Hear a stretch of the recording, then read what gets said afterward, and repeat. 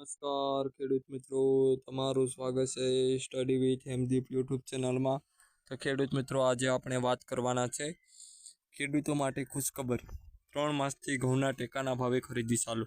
તો ખેડૂત મિત્રો, જે આપણે નોંધણી કરી હતી કે 485 રૂપિયામાં, તેની તારીખ આવી ગઈ છે. તે 3 માસથી છે તે સરકારી ટેકાના ભાવે ખરીદી ચાલુ થશે. તેના માટે કેટલા કેન્દ્રો ફાળવવામાં આવ્યા, કેટલા ગાંઠા ફાળવવામાં આવ્યા, તેના વિશે સંપૂર્ણ માહિતી આ વિડીયોમાં આપણે મેળવીશું. રાજ્યમાં 1 માસથી 214 કેન્દ્રો પર ઘઉંની ટેકાના ભાવે ખરીદી થશે શરૂ.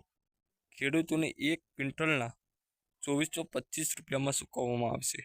તો ખેડૂત મિત્રો, 3 માર્ચ છે ત્યારથી ટેકાના ભાવે ઘઉંની ખરીદી શરૂ થશે અને 2425 રૂપિયા છે તે 100 કિલોના, એટલે કે 1 મણના ભાવ થશે 485 રૂપિયા.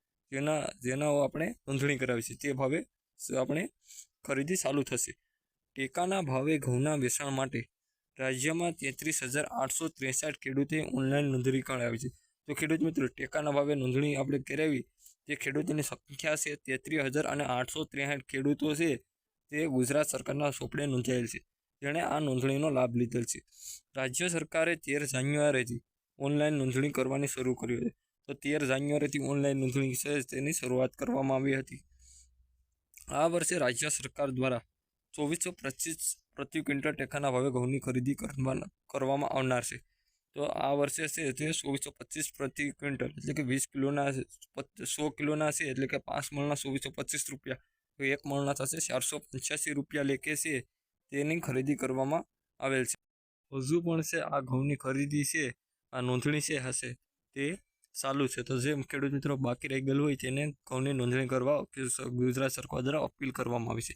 1 માર્ચ 2025થી ઘઉંની ખરીદી કરવામાં આવશે, જેને ધ્યાને લઈ રાજ્ય સરકાર દ્વારા 194 ખરીદ કેન્દ્રો અને જે જિલ્લાઓમાં વધારે નોંધણી થઈ હોય અને ગોડાઉન ખાતે પૂરતી વ્યવસ્થિત સંગ્રહ શક્તિ ઉપલબ્ધ ન હોય તેવા જિલ્લાઓમાં તાલુકા કક્ષાએ એપીએમસી ખાતે 20 નવા ખરીદ કેન્દ્રો, એમ કુલ 214 ખરીદ કેન્દ્રો ઊભા કરવામાં આવ્યા છે.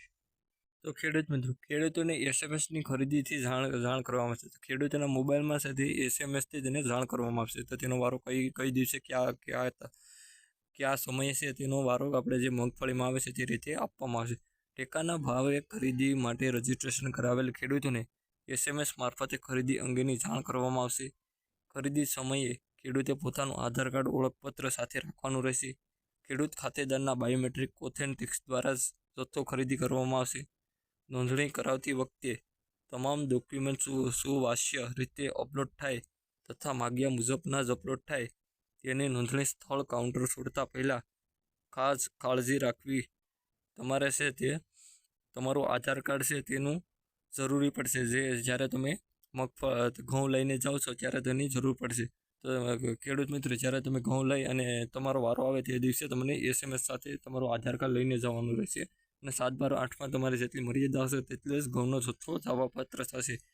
ડોક્યુમેન્ટ્સની ચકાસણી દરમિયાન જો ખોટા ડોક્યુમેન્ટ અપલોડ કર્યા હોવાનું ધ્યાને આવશે તો તે કિસ્સામાં ખેડૂતનો ક્રમ રદ થશે અને ખરીદી માટે જાણ પણ નહીં કરવામાં આવે. જો ખોટા અપલોડ કર્યા હશે 7/12/8 કે કોઈ આધાર કાર્ડ તમે ખોટું અપલોડ કર્યું હશે તો તમારે તમારો વારો છે તે રદ કરવામાં આવશે. અને નોંધણી બાબતે કોઈ મુશ્કેલી જણાય તો હેલ્પલાઇન નંબર 85 111 71 718. તમને જો કોઈ મુશ્કેલી જણાય ફોર્મ ભરવામાં તો 85 111 અને 85 111